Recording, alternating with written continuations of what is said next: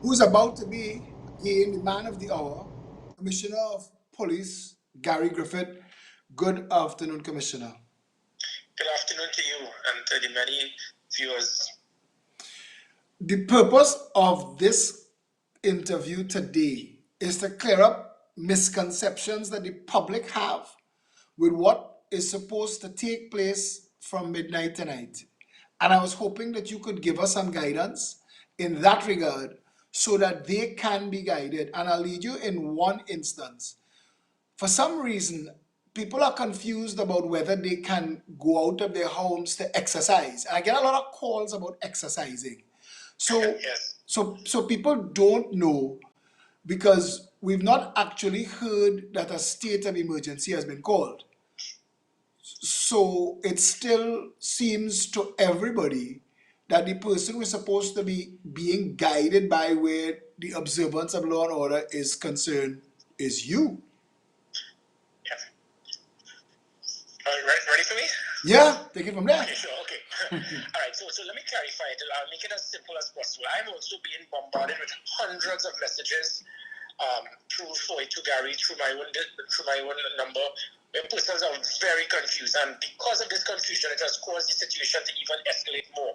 Within the last 72 hours, we have seen hundreds of persons converging en masse in certain areas outside supermarkets, banks, markets, and this has become an avenue that could have been a catalyst towards escalating the problem, because many persons have felt that after midnight tonight, you are supposed to be under house arrest. You cannot leave your home for the next 2 weeks. There's no law that says this. The chair of the National Security Council has been clear. He continues to try to stress to the public, stay home as much as possible. Do not come outside unless you have to. This is something totally different, Philip, to the police arresting persons if they do otherwise. So there's a difference here where there's a government policy, and the police, we are here to assist the government policy. The government policy is to ask persons to remain indoors as much as possible unless it is absolutely necessary. But it does not mean that it is a mandate that if you fail to do so, the police can arrest you. We saw what happened in 2011 with the SOE, where mistakes were made. Somebody probably, in local parlance, they decided to wile up the police, and mistakes were made. I have no intention for the country to go down that road again. There's been no new regulation that gives the police any extra authority for us to be able to arrest persons from their constitutional right of freedom of movement. Having said that, I do not want that to be perceived by the public that it means that you can do what you want wherever you want. Because as the Commissioner of Police, I am here to assist the Chair of the National Security Council to adhere to his objective, which is for persons to stay indoors as much as possible. But it does not mean that the police, if you do otherwise, we can arrest you. What we can do is work within our authority. Our authority has not changed in any form or fashion because it is not a state of emergency. There are no curfews. So we cannot do anything other than the amendments to the regulations in the public ordinance, health ordinance, whereby it states that if you're in an assembly of more than 10, if it is that businesses that are non-essential are opened, that is where the police can use our authority, because there are new laws. There is no new law that says if you leave your gate, you step outside, we can and should arrest you. There is no law that says that members of the defense force can challenge you. So all I'm doing, I am being very clear, very specific. It is not a confrontation with anyone. As the Commissioner of Police, I have a responsibility. And my responsibility is not based on a decision made or based on perception, based on what someone would have stated. My responsibility is based on the law and the Constitution and the authority that the police would have vested in us in such matters. Now, as it pertains to persons exercising, this is where judgment comes in. But you see, the Prime Minister knows, with this country, you give them an inch, they take an inch, they take a yard. Someone could decide, listen, where I'm living in a residential area, if I decide to just run up and down for half an hour, no one is around, there's nobody there, obviously it's not a COVID concern. However, if 100 persons decide to individually jog around the savannah at the same time, and then 10 of them decide to stop by a coconut vendor, it becomes a concern. So jogging, exercising in public places such as Arangwares, the Queen's Park, Savannah, where other persons can converge, you get a problem. So it does not mean that if you step out of your home, we can and would arrest you. And again, it's to clarify another matter where this can also it can be a health issue for persons. I've been bombarded with calls where someone may have a disabled child. Where people have to seek and look after their elderly parent because they have to go to work. And these individuals are afraid to come out to report the duty to these functions because they think that they would be arrested. That is not true. So you may have essential services that will not be stated in the regulations, but it is not that the police will stop you. And if it is that you are not operating as an employee in an essential service, we will arrest you on spot. That is totally incorrect. So the circumstance is at present, you are aware that there are 100 million things circulating on all different platforms of social media, different calls for states of emergency, some people calling just for clarity. And I know that you are doing your part. I have read the releases you sent out. I have forwarded those releases myself. The situation as it exists, first and foremost, is we would like, and the government would like, and you as the Commissioner of Police and the organization that you lead would like, that the public takes seriously the COVID-19 requests that everybody self-isolate, and unless you are absolutely essential to be doing something outside, stay home. Correct. But having said that, had there been the proper communication, we would not have seen the situation that took place over the last few days. And I hope, I'm sure that this can cause us a situation a few days down the road. Because the vast majority of the public believed that after midnight, you cannot leave your home. You have to stay indoors for 2 weeks. There was mass panic. There was mass buying in the price marts, the groceries, the supermarkets, the markets, and that caused a serious situation where it is social distancing just did not take place. So you had there was proper procedure in the markets, in the supermarkets, where you're only bringing in a certain number of persons at one time. But guess what? On the outside, on the pavement, hundreds of persons, as I stated, they were packed tighter than China in a doubles. And by doing that, it caused a problem now, because persons felt that if I don't buy all the groceries for the next 2 weeks, then I will have no food for my family inside, and that was not true. Had persons been made aware of this thing properly, you will not have that situation. And I hope that by that mass group of persons converging outside supermarkets, malls, banks, these places will still be open for the next 2 weeks. So if it is that the bank is open, Philip, it means that you have authority to leave your home to go to the bank. If it is that supermarket might be open, you will leave your home to go to the supermarket. So it means that if it is that the media must still function, it means you can leave your home to go to buy a newspaper. But what we're saying is do what you have to do and get back in as quickly as possible. Do not dilly-dally around the place. And that is where the Prime Minister understands the country. You give an inch, they will take a yard. Do what you have to do. If it is essential, get back in. If it is you know that you're supposed to take care of someone where it is you work, the police is not going to stop you, because now what we are putting is lives of other persons at risk. If you have a house in Diego Martin and you have another house in San Fernando, it is your right to go from one home to the other to make sure that your house is secured. So we are not stopping that. But the more that we can get persons to stay indoors, that is what we want. We want to try to keep this concept as much as possible. The more persons come out, the greater the concern of this virus spreading. None of the questions that I ask are meant to politicize this in any way, especially where your office is concerned. So if I ask a question that you rather not answer, I respect that. But I want to ask you a simple question. What is the reason that's keeping us from actually declaring a state of emergency? I can answer. That is not the call of the Commissioner of Police. That is the call of the National Security Council. They will decide. They will then make the request and send the proclamation to the President if and when it is to be done. Until then, we work to the directives of what is there in the Constitution.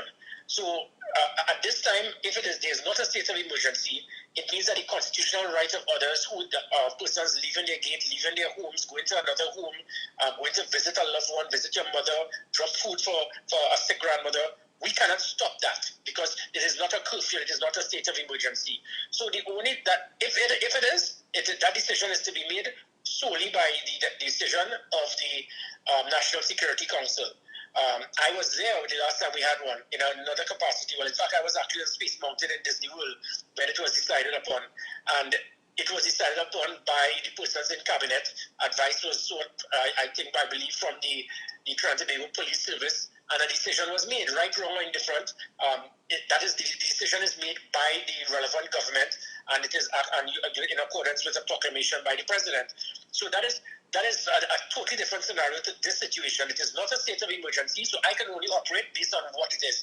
And there's no new law, there's no new power given to the police service for us to, in any form or fashion, enforce anything onto any law-abiding citizen to tell them that they cannot move freely. What we will do is persuade as much as possible.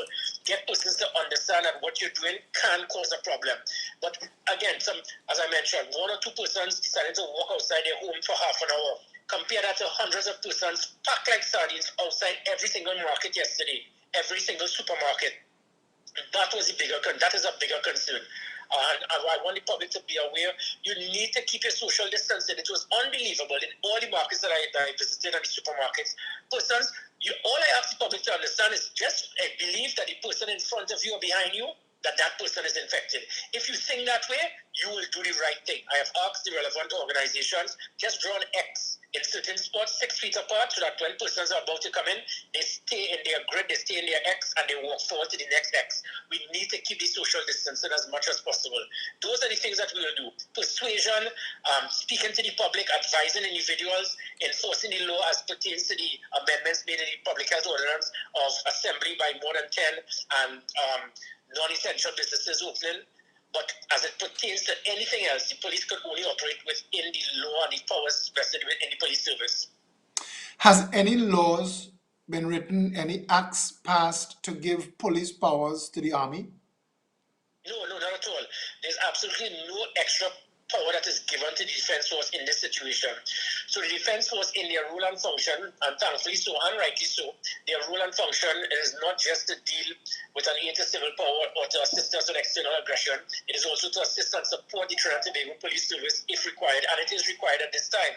So the Trinidad and Tobago Defense Force, they have definitely been stepping up, and they have been providing the support to the Trinidad and Tobago Police Service.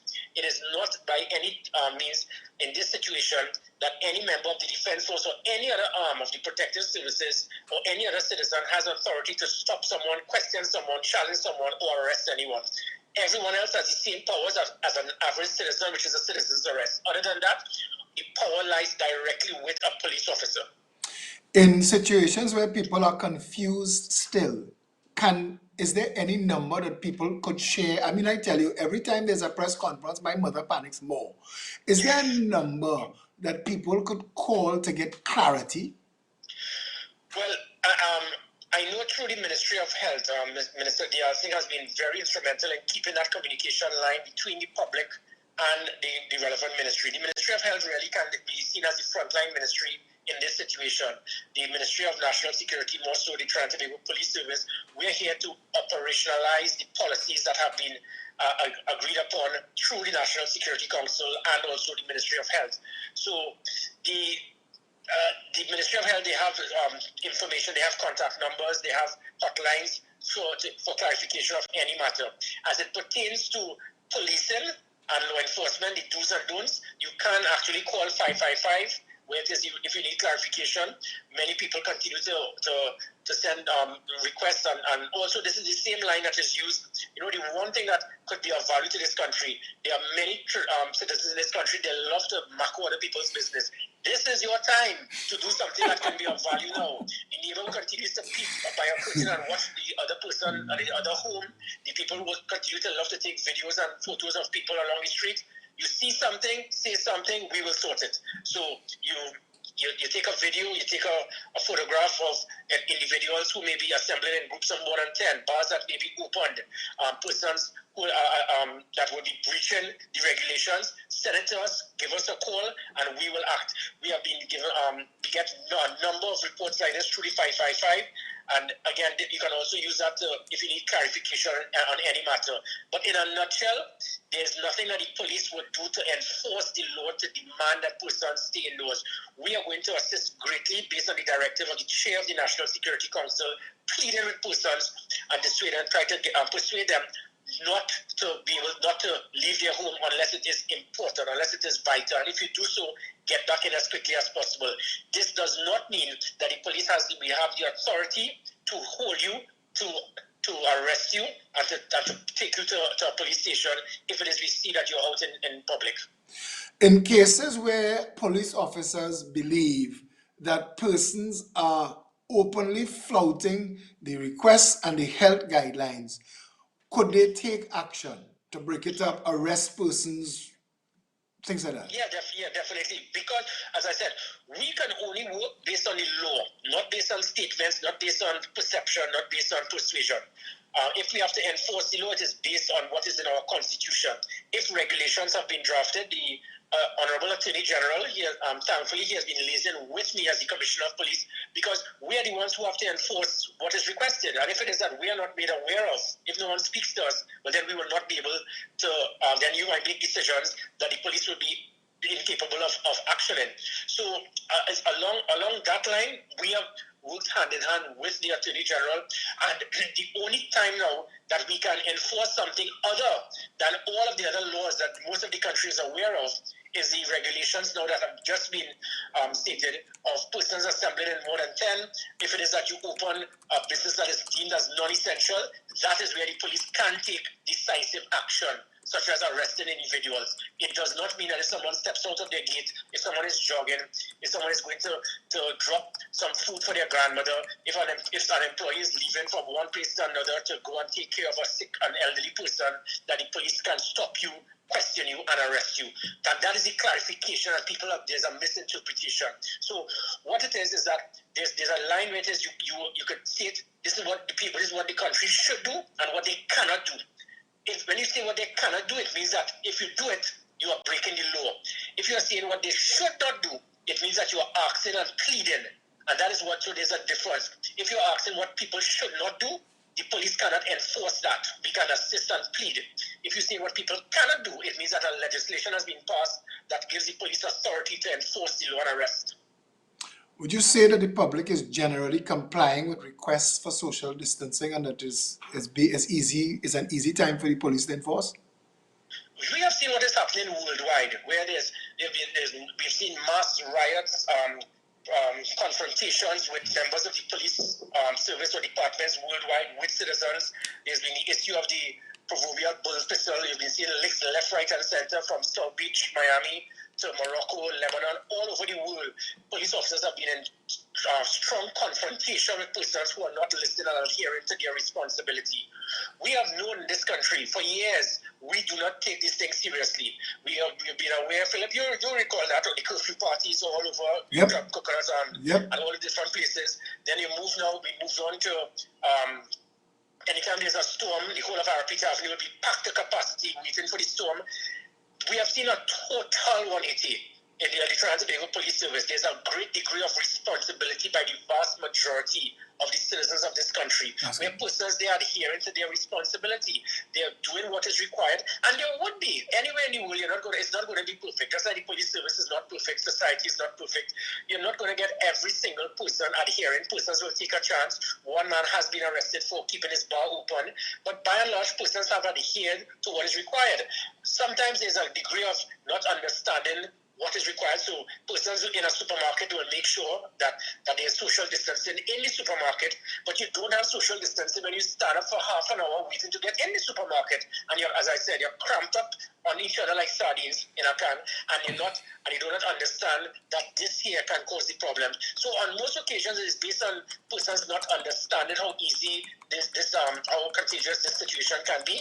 And the more that we educate the public, the more that people adhere to the request of the chair of the National Security Council, stay indoors, stay away as much as possible from being in the public, the faster we can rectify this. It just takes one person to do something irresponsible. That one person can get back to an office where there will be 5 persons. One of those 5 persons in that office can then move back to his home with 10 other persons, and just one person can cause hundreds to be affected. Domino effect. And here you get the domino effect. Yeah.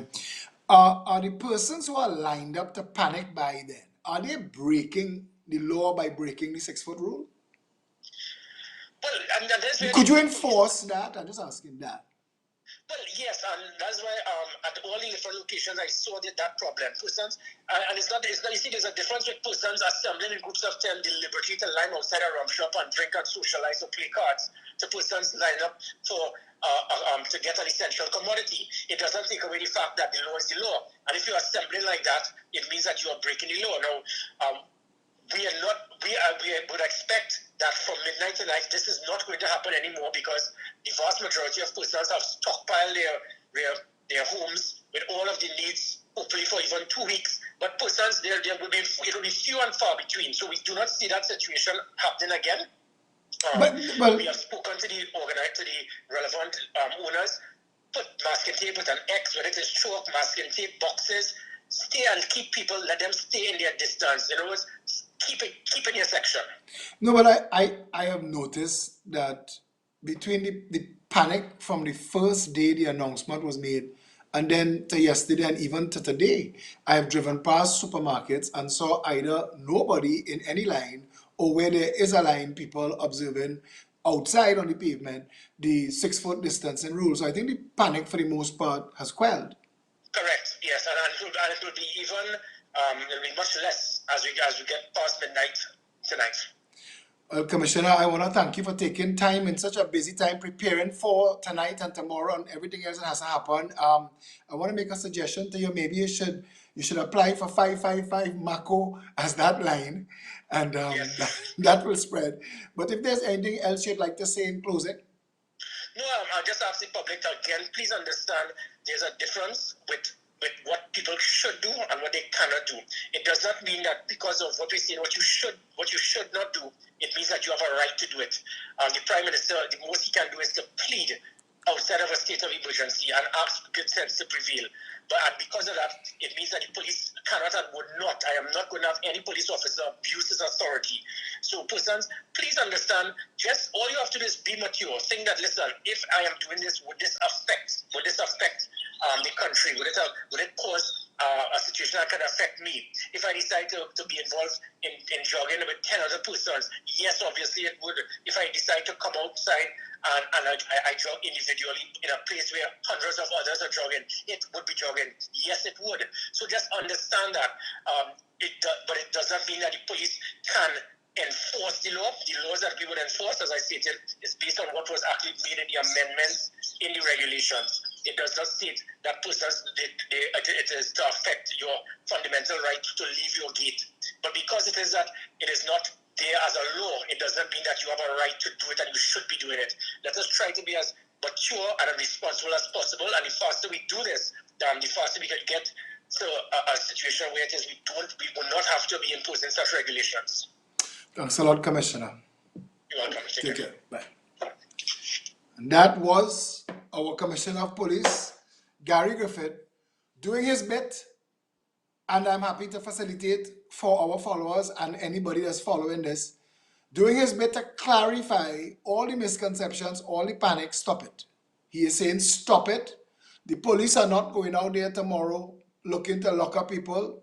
What he is saying, though, is this is another escalation to the social isolation, social distancing. The faster we do this, the faster we get this right, the faster we get the vast majority of our people indoors, away from each other.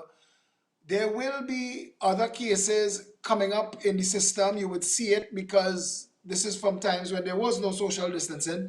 But if we do this right for 14 days, if we continue it for 21 days, I mean, if we are, as he said, if we act responsibly and maturely, we could arrest this situation now and end this crisis, at least in Trinidad and Tobago. The borders are closed, so no new COVID-19 is supposed to be coming in from outside. And if the only way the transmission could continue, if the only way that COVID-19 could continue to exist is from person to person. If we isolate ourselves for the duration of the incubation, COVID-19 will die.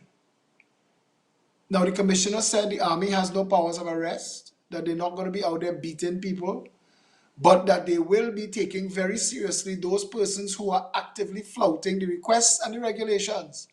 And I fully support that. If by now you do not know that you should not be congregating, liming, partying, fetting, if by now you do not know that you should not be within 6 feet of each other, then you look for what you get. Because the country needs the people to act responsibly in this instance so we could get a control of this.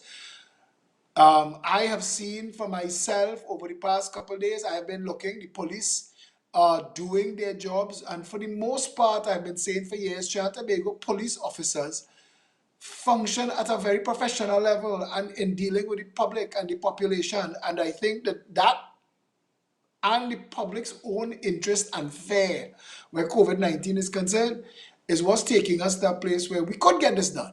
So let's get this done. Let's get this done with 0 incidents. Let's get this done with nobody having to be arrested. Let's get this done with nobody having to make a jail, because he just told you, you can go and buy your bread. You could go and buy a box of milk, but don't go out to line. Don't go out. You could go and run around the savannah, but you go alone. You go and come back home.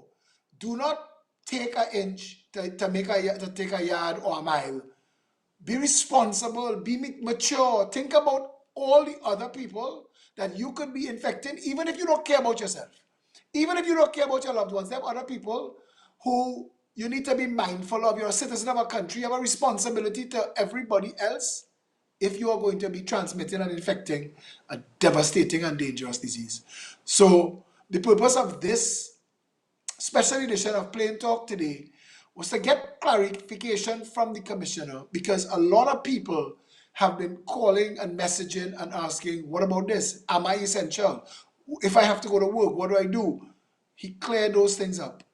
We should all be by now professional in our mind where the details of this matter is concerned. 14 days incubation, 6 feet isolation, this social distancing. Come on. Let's get the job done. I'd like to thank again Commissioner of Police Gary Griffith for taking the time in what has to be a very busy time to join us. I'd like to thank Satish Ramsaran and the team at PEP Media for putting this together on short notice and making it happen. I'd like to thank all of you who've watched the video with us, all of you who sent questions, and all of those questions were questions that people sent, the questions that I asked the Commissioner. And I'd like to thank all of you who shared the video with others so that we could quell the panic and lower the temperature. And everybody could just take a 2-week holiday home. Let's do that. Let's kill COVID-19 by staying home. Until tomorrow, stay safe, Trinidad and Tobago.